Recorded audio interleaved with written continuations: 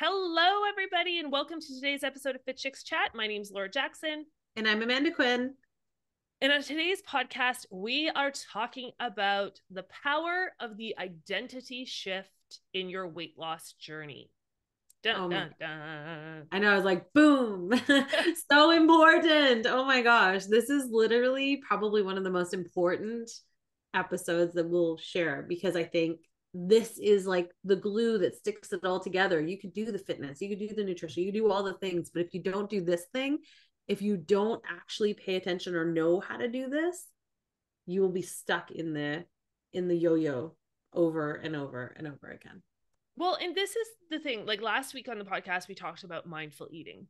Yes. So we were like, we can't talk about mindful eating without also talking about the next step of it, which is the identity shift. So yeah. I think if you haven't listened to last week, go back and check it out.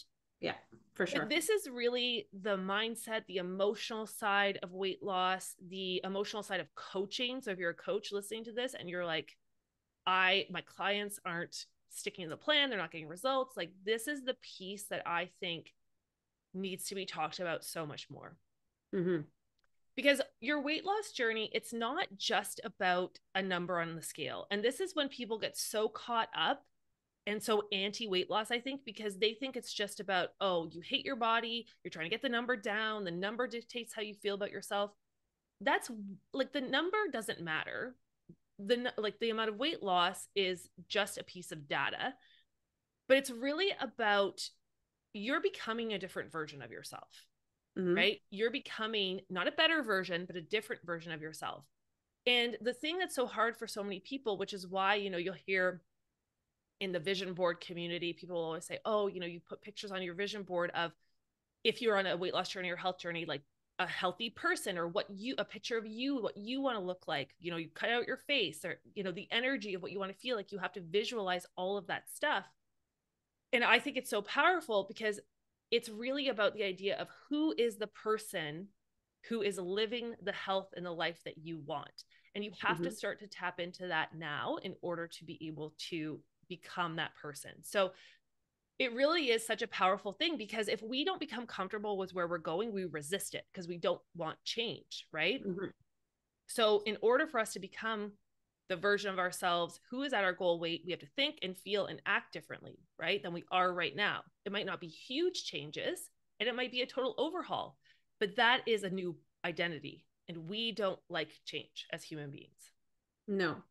And I find whenever we try to like make smaller changes, I mean, I don't know if anyone here listening has ever had this happen, but when you're like, okay, I'm going to make this change and I'm going to start working out every day at 5 a.m. And then when your alarm goes off, you're like, no. And you resist it. And you totally 100% are like, I'm actually going to do the opposite. And I'm going to sleep in till like 11 or whatever. Right. And it's just because you're not there yet. And that's okay. And it's like, you just have to figure out how to shift slowly, in my opinion, to be able to get to that. I remember when I think back to like even my own journey or our journey together, when we first started working out together.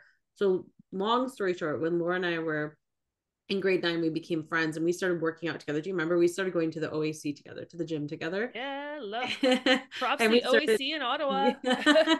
And we started going to the gym together. We started going to yoga. I was like, we got to go to this yoga class. And it was like in this man's house. Remember, like this family's house? He had the big Buddha frog. Yeah. And they used to do a vegan buffet afterwards, like that you could join them. And we would always leave because we were like, no, we're going to go have milkshakes instead. And we're like, but I just remember like, we're hungry. we were in this process of like, it was the starting of our health journey and we were trying to figure it all out. And it was like that, like, it was like, we'll go to yoga, then we'll have a milkshake. We'll do this, then we'll do this. And we were trying to figure it out. We we're doing all these fad diets and all these things. But the amazing thing that happened was over the years of trying and testing and trying and testing, eventually it wasn't like we were doing this thing anymore. It became a part of who we were. It was just like, oh, I just walk every day, not because I'm like, oh, I'm forcing myself to walk, but that's just what I do. Or I just move my body daily because that's what I do. That's who I am. But when the identity shift happens, it becomes this natural thing versus when you are at this place in the beginning of your journey or in the middle of your journey, or you've been on your journey for 10 years, but you haven't had the shift happen. You're always feeling like you're doing something. You're like externally like trying to find the answer to the thing when really the answer is within you, and it's changing the internal dialogue to shift yourself into this is who I am, this is who I'm becoming. Completely. Like, so let's just break this down. So what Yeah. is an identity shift in weight loss? So basically, it is a fundamental change in how you define yourself. Mm-hmm. So the perfect example I can give you is, if I say the words, if you're listening to this right now, I am a fit person. Does that feel true? Right. So if it does not feel true, that means your current self concept is not that of a fit person. So if I say the words, I am an elite athlete, Yeah. that is not my identity. That is not Yeah. who I am right now. So in order for me to believe that about myself, become that person, I have to change my current thoughts, feelings, and actions, right? Yeah. Believe me, I will never become an elite athlete. You throw a ball at me, I freak out. Like, I'm not athletic or I sporty. turn my back to it. Me too. I'm like, oh. That being said, so just going back to this exercise. So when I say I'm a fit person, when I say I'm in shape, Yeah. I love my body, right? I always like to say this with our students. I'm like, let's play this game. I'm going to say a statement, and then how do you feel when I say this? Give me a number on a scale of 1 to 10. Like, do you feel like this is true on a scale of 1 to 10? So anyone listening, you could do this too. So the idea of what I'm saying, I'm a fit person on a scale of 1 to 10. How true is that to you? If Mm-hmm. that's something you desire. I am a healthy person on a scale of 1 to 10. Where would you be? Right? I love my body on a scale of 1 to 10. So that number just gives you a starting point of starting to understand who you are. So, for example, like I would say to you, I'm a mom. You'd Yeah. be like 10 out of 10. I am a mom. Yeah. But people can have children and not feel like they're a mom. Right. Right. So it's this idea of what we have as our identity right now. So in order for us, the identity shift and weight loss, it's really about changing how we define ourselves. So many people, when they're starting their weight loss journey, they are looking, the reason why number one it's so hard is because they're looking at the very end result, right? And they think there's Definitely. no way, that's a hill I can't climb because it's so far from where they are right now. Instead of thinking as, right now I'm starting my weight loss journey and I hate my body. And my goal is I want to love my body, and I want to be a fit person, and I want to be in shape, and I want to believe this about myself. What is the next step I could do to get to that place? Like, what is the first little step I could do? And Mm-hmm. maybe that's starting to think, just I have a body. Or maybe it's starting to, I am a fit person. I'm someone interested in working on my fitness, right? Like, it has to feel believable for us to start to take the next steps. And Yeah. then as we start to move through that identity, then we'll start to eventually become that person. Because for me, I never thought I was a fit person. Now I am a fit person. It's not just who I am, it's what I do. Like, it's everything's ingrained in me. Fitness is just who I am, right? Mm-hmm. But there was a time where that was not true. There was a time where I thought, I am disgusting. I am not fit. I hated my body so much. And it was a practice of work of becoming that person. So it Mm-hmm. really is about changing how you define yourself. So the first place is just to really start to ask yourself, who am I? When I say who I am, what is that? And a Yeah. lot of times we're saying some so very nice things to ourselves. And also, I think to add to that, it's also about being mindful of not trying to trick yourself into believing something that is not true. Like not trying to say like I am I love my body. I am healthy. I am fit. If that's not really truly authentically what you believe, because you you will never make the necessary shifts and changes to get to the place. Maybe that's your end goal, but you won't actually make the necessary steps and changes to be able to shift the identity if you don't believe it in the moment. It's like Mm-hmm. you'll be relying on just grit to get to there. You won't be actually like making the important internal shift, which is like the most important thing. Like I said in the beginning, it's like the internal shift, the way that you see yourself, the internal dialogue, all of that happens, that's actually the key to success.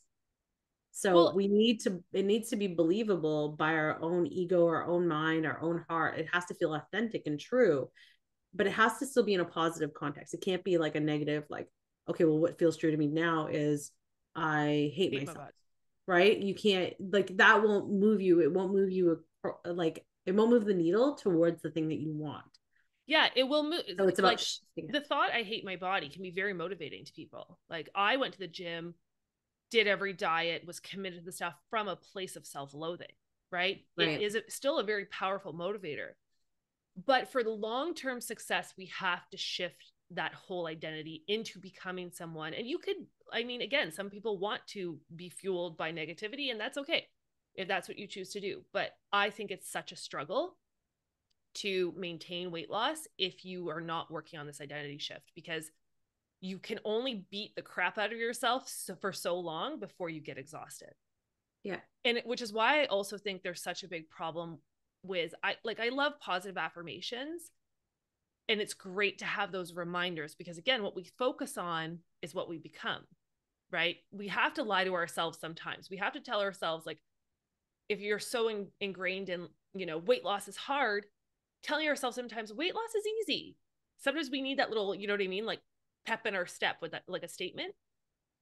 But I just feel like with, positive affirmations, if they're so far away from where you are now, it's so unbelievable, and they don't become motivating when it's that. It's like comparing your chapter 1 to someone's chapter 25, right? Like Yeah. you look at somebody who has what you want, but you haven't seen all the steps that they took to get there. So let's talk about why this is so important to understand for your weight loss journey. Now, before we get into that, though, we do have to take a moment and we want to just have a word from one of our sponsors for today's episode. Okay, so we are back. Let's talk about why it's so important to understand for the identity shift for your weight loss journey. So, understanding the concept of an identity shift, it's really important because, so this is for anyone who's listening, and again, we talk about this with our coaches as well.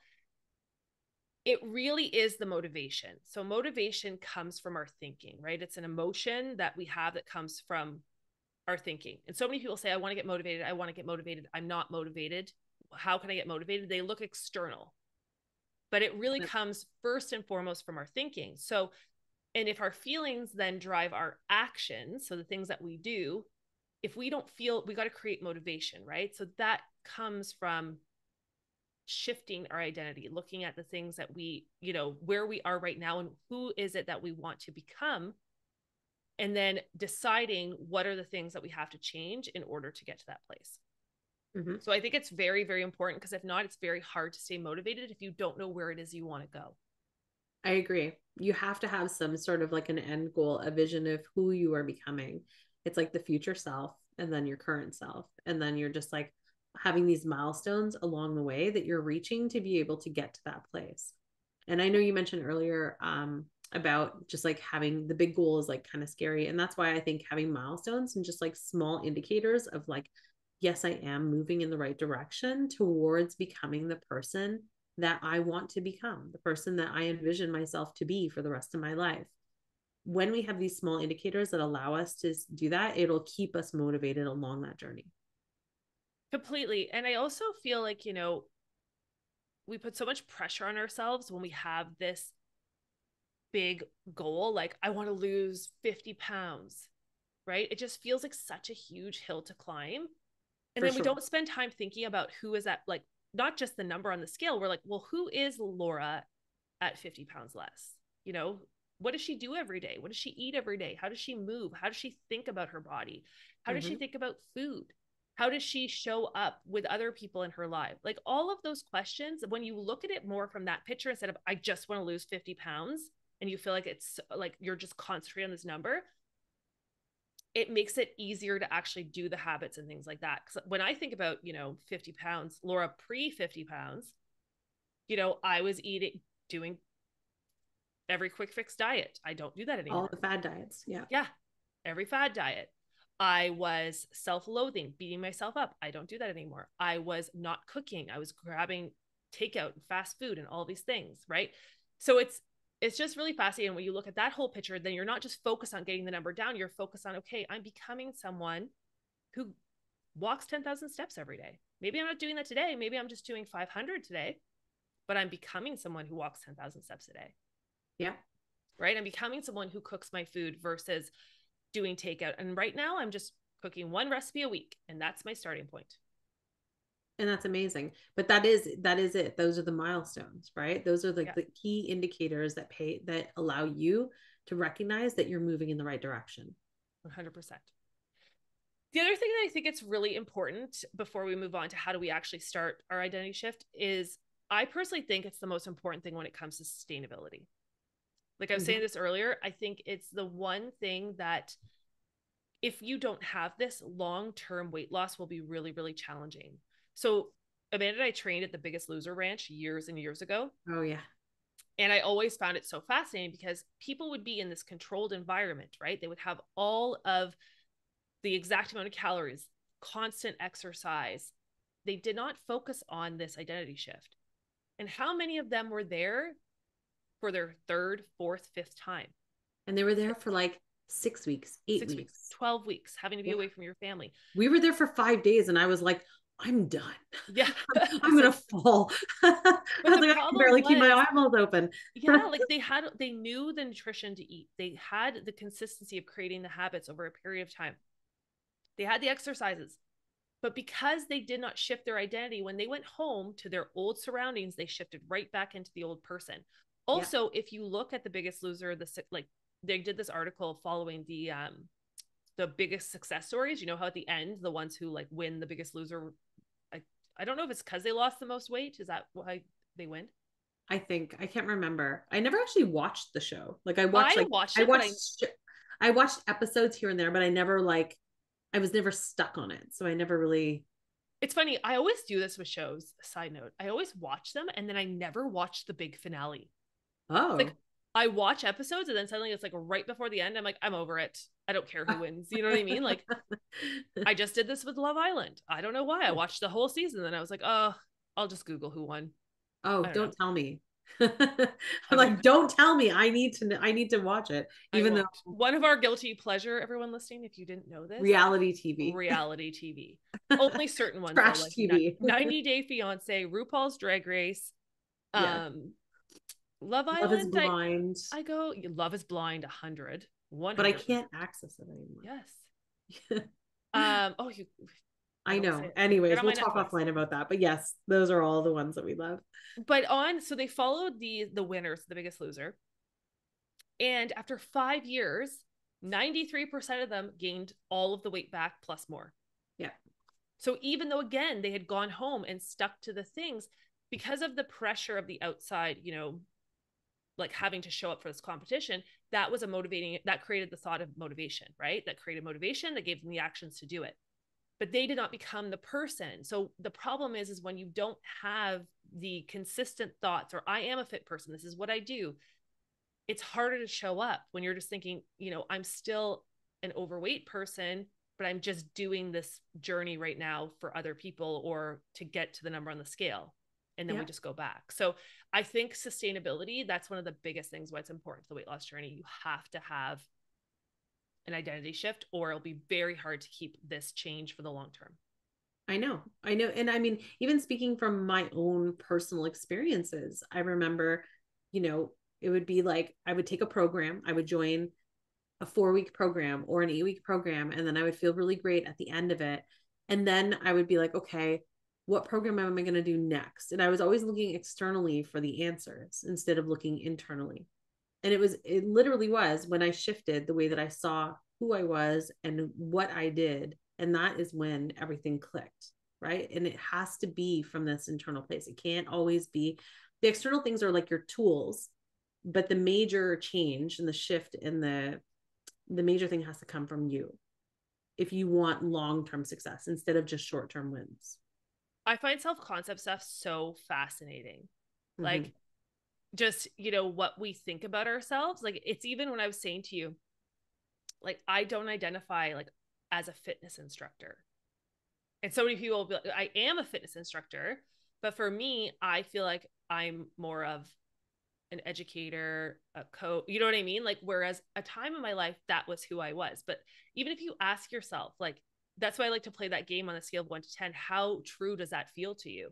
You start Yes. to really uncover like who you are and who you think you are, as opposed to what other people think you are. And who you are becoming. Yeah. Mm-hmm. So, okay, how do we start? So, if you are looking to do an identity shift, focus on it, or you're a coach, you're looking to help your clients, here are just 3 kind of things that you could do. Obviously, there's a lot more to this. We cover it all in certification, but this is great to get started. So, the first is identity journaling. So, that exercise that I taught you right now, really helpful. But for your clients or for you, keep a journal. So, this is where starting off writing out what is your current identity, like where are you right now, what do you think about your weight, what do you think about your health, what are you doing right now, what are you eating right now, how are you acting right now. Don't judge it, but maybe it is just like, I don't do anything, like I don't work out at all, I'm very sedentary, I eat fast food every day, you know, my weight is a problem for me but I can't seem to get it under control. Write it all out. Mm-hmm. Then take a moment and go to the future, the person who has hit your goal. What do they do? What are they eating? What are they thinking? How are they moving every day? Does that feel good to you, right? Just even explore those 2 things. But again, don't think of it as someone else. Think of it as you. This is you down the road. What does your day look like? What are you making for breakfast in the morning? How many hours are you sleeping, right? Like all of those things. What is that identity? Because our identity is not just what we think, it's what we do as well, right? Right. So just explore that. And then this is something that you need to look at every single week. So as you do, for example, like your weight check-in or your measurements or your progress pictures, you also should be checking in against your identity. Do you feel like you're moving towards it or moving away from it? And then those are the things that, again, allow the obstacles to come up and show you, oh, wait a second, I'm really emotionally eating. Let's look at that. That's something I want to explore because that's something that I notice my future self doesn't do. Why am I doing that now? Mm-hmm. It's a super fascinating exercise of getting to know yourself. It really is. And I think it's one of the most important things. It's just like, it's like having personal conversations with yourself and really honest, authentic conversations with yourself. And if What you're a am I coach, truly this is a feeling? great thing to coach on, right? Like Of when you course. have your clients keeping a journal and they can share it with you, where are we on this goal? And it also gives you another goal that's not weight based to measure progress against. Mm-hmm. The second thing is goal setting with identity alignment. So this is where really when we set our goals, we link them directly to who you want to become. So if you want to become, let's say for what I was saying, someone who walks 10,000 steps a day, you want to be someone who can, hike with your kids every weekend. Then what can we start doing now? So our goal would be, let's start with walking 250 steps a day, or let's start with walking 1,000 steps a day, get a pedometer, start to bring it into our awareness, right? So when you link those goals directly to the identity you want to become, then also it makes it so much easier to stick to them. It's really actually a cool process. Mm-hmm. And it helps you decide what your healthy lifestyle looks for you. Because this is the other thing with weight loss, right? So many times we're told how we should eat, how we should act, what we should think, and it doesn't feel authentic because it's not who we are, right? It's not who Yes. we want to become. So I don't want to become someone who works out for 3 hours a day.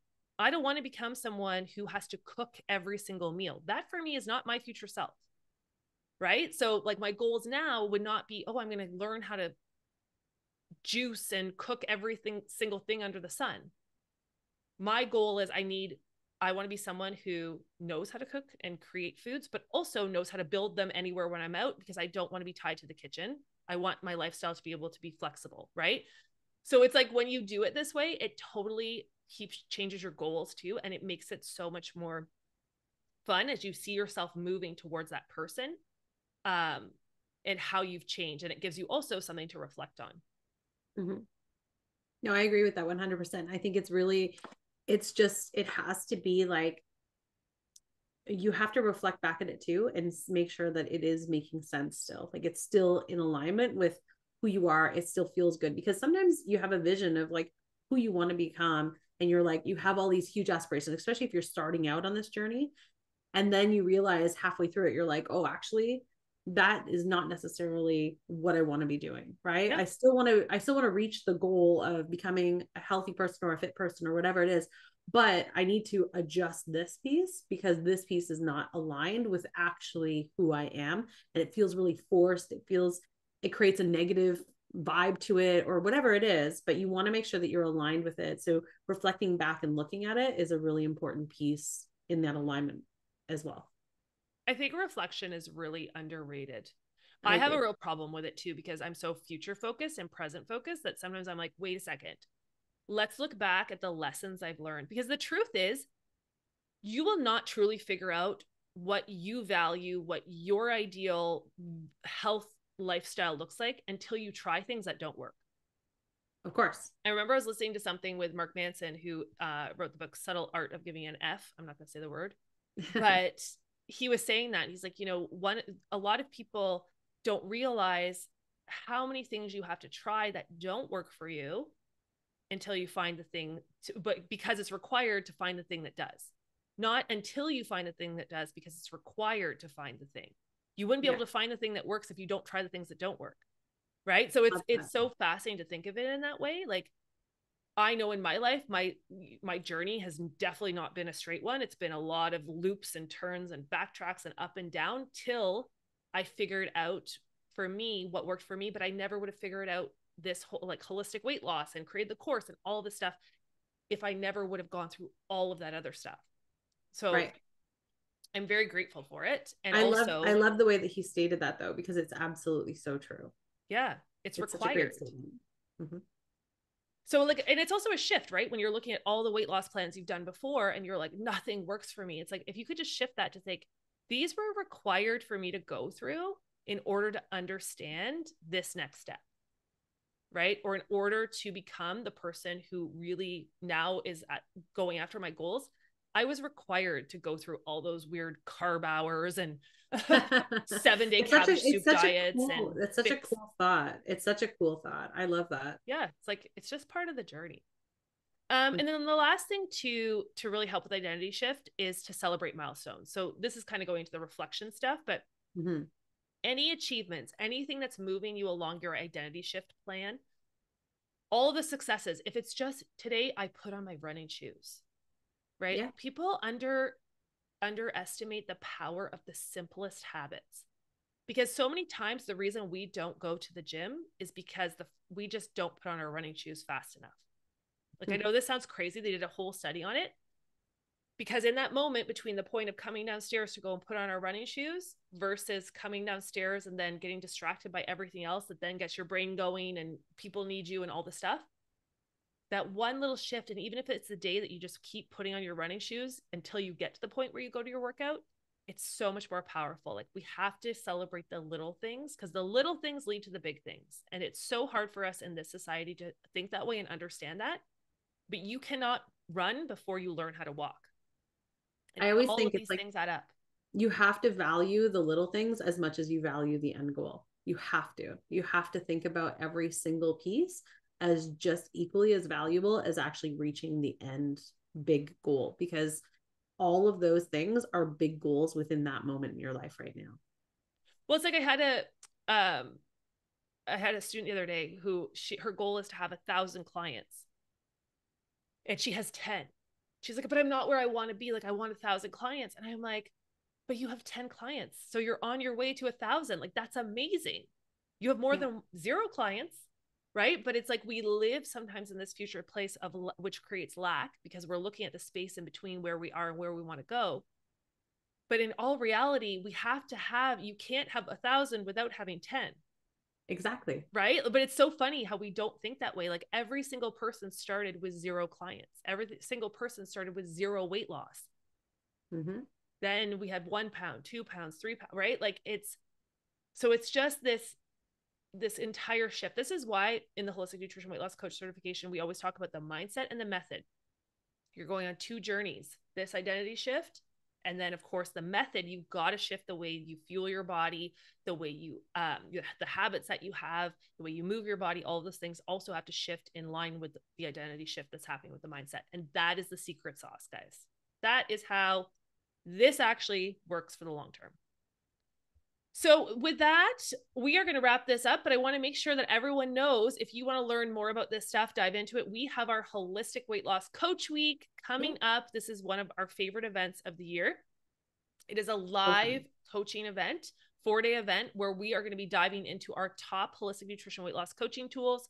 There are live classes with me. Amanda's there as well, how you can actually implement this stuff, become a coach, become successful in coaching, and all the things that are required to be able to make these types of shifts. So check out fitchixacademy.com/coach week. And I hope you'll get your free ticket there, and we will see you at the event. I love this event. So okay, fun. Everybody, talk to you later. Have a great week. Bye. Bye.